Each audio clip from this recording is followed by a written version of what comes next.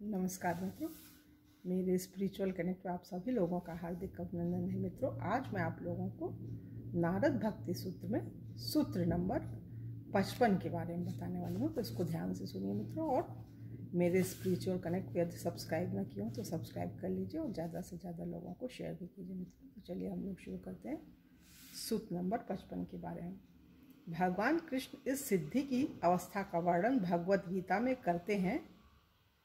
मुझको सर्वत्र देखने तथा सब कुछ मुझ में देखने वाले के प्रति मैं कभी अदृश्य नहीं होता और न ही वह मेरे प्रति अदृश्य होता है। श्री प्रभुपाद लिखते हैं, ऐसा व्यक्ति भौतिक प्रकृति के सब पृथक प्रकाशों को देखता हुआ प्रतीत हो सकता है, परंतु प्रत्येक संदर्भ में वह कृष्ण के प्रति यह जानते हुए सचेत रहता है कि सब कुछ कृष्ण की शक्ति का प्रकाश ही है। यह समाधि है और कोई व्यक्ति उसे अष्टांग योग पद्धति से प्राप्त करे या भक्ति योग से वह समान है। भक्ति योग में वह भक्तिमयी सेवा में सर्वदा स्थिर रहता है और कुछ भी देखने से कृष्ण के ही प्रति अपने ध्यान का संवर्धन करता है।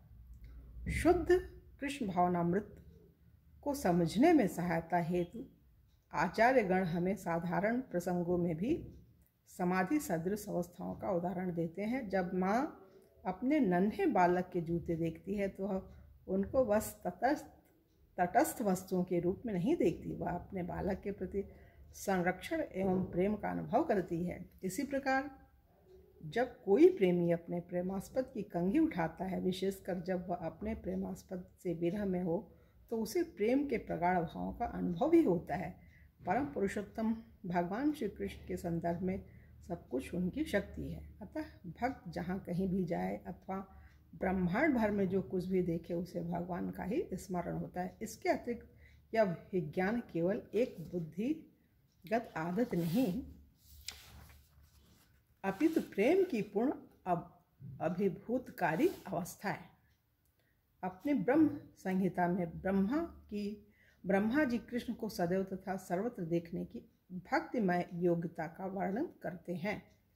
जो स्वयं श्याम सुंदर श्री कृष्ण है, जिनके अनेकानेक अचिंत्य गुण हैं तथा शुद्ध भक्त जिनका प्रेम के अंजन से रंजित भक्ति के नेत्रों द्वारा अपने अंतर हृदय में दर्शन करते रहते हैं, उन आदि पुरुष भगवान गोविंद का मैं भजन करता हूँ।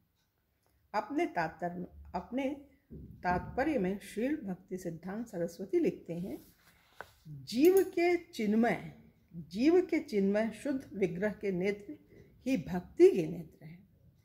फिर से सुनिए मित्रों इसको, जीव के चिन्मय शुद्ध विग्रह के नेत्र ही भक्ति के नेत्र हैं। भक्ति के अनुशीलन से शुद्धि के अनुपात में कृष्ण विग्रह उन नेत्रों को दिखता है। भक्ति के अनुशीलन से शुद्धि के अनुपात में कृष्ण विग्रह उन नेत्रों को दिखता है। जितनी भक्ति होगी उस अनुपात में आपको हर चीज़ दिखेगी और भगवान तो दिखेंगे ही दिखेंगे। प्रेम के नेत्रों से कृष्ण का दर्शन करने से हमें क्या चीज़ रोकती है? हमारी आंखों में भौतिक आसक्तियों से बना मोतियाबिंद, जैसा श्री कृष्ण कहते हैं, मैं मूर्खों तथा अबुद्धिमानों के प्रति कभी प्रकाशित नहीं होता। उनके लिए मैं अपनी अंतरंगा शक्ति द्वारा आवृत रहता हूँ एवं इसलिए वे नहीं जानते कि मैं अजन्मा तथा अच्युत हूँ। भगवान कृष्ण हमसे छिपते नहीं, वे तो हमें अपने साथ रखना चाहते हैं। वे सूर्य के समान है जो सदैव आकाश में ज्वालायमान है। कोई भी बादल सूर्य को ढकने में पर्याप्त बड़ा नहीं, किंतु पृथ्वी से देखने में एक छोटा बादल भी सूर्य के प्रति हमारी दृष्टि को ढक सकता है। इसी प्रकार से हमारी इच्छा तथा द्वेष के बादल हमें हमारे प्रेमास्पद भगवान को देखने से रोकते हैं एवं उनकी सेवा से आने वाले सुख तथा शांति का भोग करने में बाधा पहुंचाते हैं। मित्रों, ये 55वां तो अद्भुत है, सारे अद्भुत हैं जितने भी सूत्र हैं। अतएव कृष्ण भावनामृत का अनुभव करने हेतु हमें अपनी उन उपाधियों से ऊपर उठना होगा जो हमें स्वयं को शरीर मानने तथा हमारी कपोल कल्पनाओं से हमें एकात्म होने को प्रेरित करती हैं। नारद जी भक्ति की परम अवस्था की व्याख्या कर रहे हैं।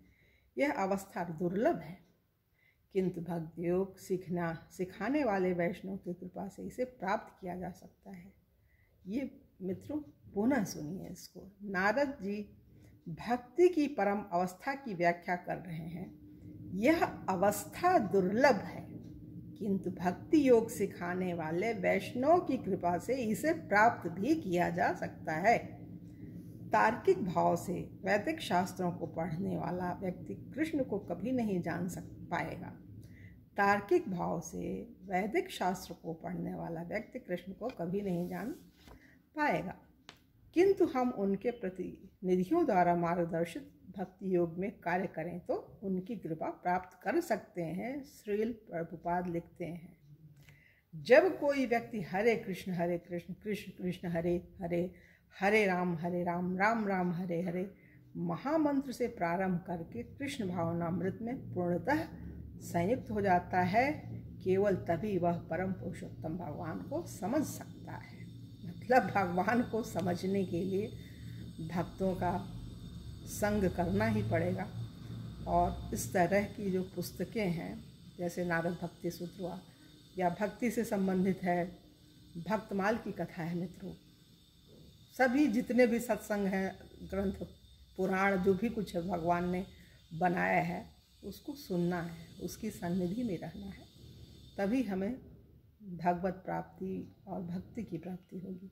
जो भगवान को पाना चाहते हैं वही इन सूत्रों को पढ़ेंगे, सुनेंगे, सुनाएंगे और वो भगवान को पाने के लिए रात दिन 24 घंटे काम करते हुए भी वो अंतरात्मा में भगवान को ही भजेंगे, दिन रात उन्हीं में लीन रहेंगे, तभी भगवान और भक्ति की प्राप्ति हो सकती है मित्रों। तो यहाँ पे 55वां सूत्र पूरा हुआ और 56वें सूत्र में कल आप लोगों से पुनः मिलेंगे। तब तक के लिए जय हिंद, जय भारत, ओम शांति, ओम शांति, ओम शांति।